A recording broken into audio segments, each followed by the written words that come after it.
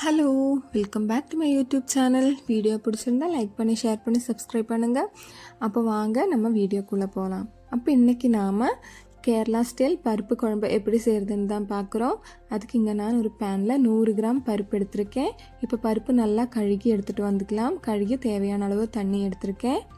இப்போ அதில் தேவையான ஒரு கொத்து கருவேப்பிலை, பச்சை மிளகா ஒரு 2, அப்புறம் சின்ன வெங்காயம் ஒரு 6 சின்ன வெங்காயம், அப்புறம் பூண்டு ஒரு 4 to 5 பூண்டு, இதையும் போட்டு நல்லா மஞ்சத்தூள் ஒரு 1/2 டீஸ்பூன், அப்புறம் கோகனட் ஆயில் தான் நாங்கள் கேரளாவில் பருப்பெல்லாம் வேக வைக்கும்போது யூஸ் பண்ணுவோம். எது வேக வச்சாலும் கோகனட் ஆயில் தான் யூஸ் பண்ணுவோம். அது ஒரு 1/2 டீஸ்பூன் ஊற்றி நல்லா மிக்ஸ் பண்ணதுக்கப்புறமா தண்ணி உங்களுக்கு கொஞ்சம் தேவைப்பட்டால் தண்ணி ஊற்றி மூடி வச்சு நல்லா வேக வச்சுக்கலாம்.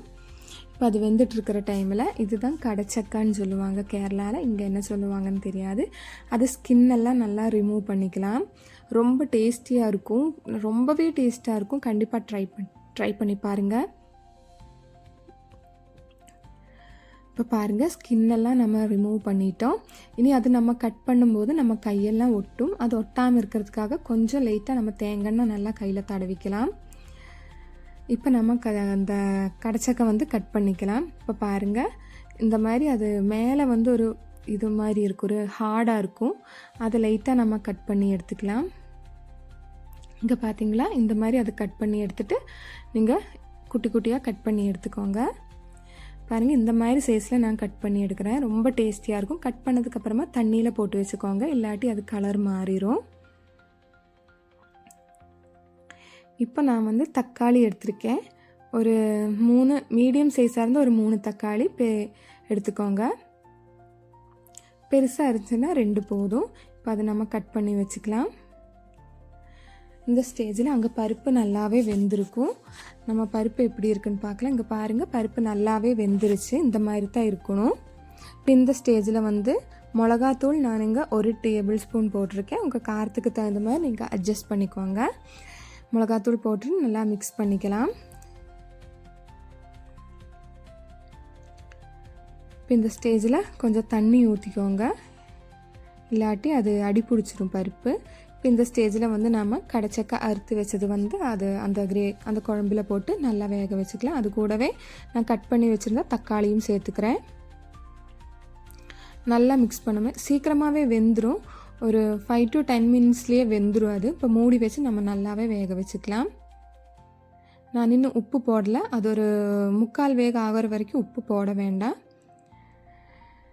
இப்போ பாருங்கள், தேங்காய் ஒரு 1/2 மூடிக்கும் கம்மியாக தேங்காய் நல்லா அரைச்சி அதையும் போட்டுக்கலாம். நாங்கள் கேரளாவில் பருப்பு குழம்புல தேங்காய் ஊற்றுவோம். ரொம்ப டேஸ்டியாக இருக்கும். இந்த குழம்பு உண்மையாலுமே ரொம்ப டேஸ்டியாக இருக்கும். ட்ரை பண்ணி பாருங்கள். இப்போ அது நல்லா கொதிக்கிற வரைக்கும் நம்ம வெயிட் பண்ணலாம். அதுக்கு உப்பு இந்த அளவில் நீங்கள் போட்டுக்கோங்க இந்த டைமில். இப்போ நாம் அது நல்லா கொதி வர்ற டைமில் நம்ம குழம்பு தாளிக்கலாம். தாளிப்புக்கு நான் இங்கே ஒரு பேன் வச்சு அதில் தேங்காய் தான் யூஸ் பண்ணியிருக்கேன். 2 டேபிள் ஸ்பூன் தேங்காய் ஊற்றிருக்கேன். தாளிக்கு நம்ம கடுகு போட்டுக்கலாம். கடுகு நல்லா பொரிஞ்சது வந்ததுக்கப்புறமா ஜீரகம் 1/2 டீஸ்பூன், வரமிளகா உங்கள் காரத்துக்கு தகுந்த மாதிரி போட்டுக்கோங்க. ஜீரகம் நல்லா பொரிஞ்சு வந்துருச்சு. நான் இங்கே 2 வரமிளகா எடுத்திருக்கேன். வரமிளகா பொரிஞ்சு வந்ததுக்கப்புறமா சின்ன வெங்காயம், தாளிப்புக்கு கண்டிப்பாக சின்ன வெங்காயம் தான் போடணும். சின்ன வெங்காயம் போட்டு அது நல்லா ப்ரௌன் கலர் ஆகிற வரைக்கும் நம்ம ஃப்ரை பண்ணலாம். இந்த டைமில் கருவேப்பிலை போட்டிருக்கேன். நான் இங்கே 2 தண்டு கருவேப்பிலை போட்டிருக்கேன். நல்லா ஃப்ரை ஆகிடுச்சு. இப்போ இது நம்ம குழம்புல ஊற்ற வேண்டியது தான். ரொம்ப டேஸ்டியாக இருக்குது இந்த குழம்பு. கண்டிப்பாக ட்ரை பண்ணி பாருங்கள். குழம்பு நல்லா கொதிச்சிருச்சு. நம்ம ஊற்றி இது அப்படியே மிக்ஸ் பண்ணாமல் அப்படியே விட்டுறலாம். எப்போ நம்ம குழம்பு எடுக்கிறோமோ அந்த டைமில் தான் நம்ம இது மிக்ஸ் பண்ணணும். ரொம்ப டேஸ்டியாக இருக்கும். கண்டிப்பாக ட்ரை பண்ணி பாருங்கள். வீடியோ பிடிச்சிருந்தா லைக் பண்ணி, ஷேர் பண்ணி, சப்ஸ்கிரைப் பண்ணுங்கள். இது மிக்ஸ் பண்ணாமல் அப்படியே மூடி வச்சிடலாம்.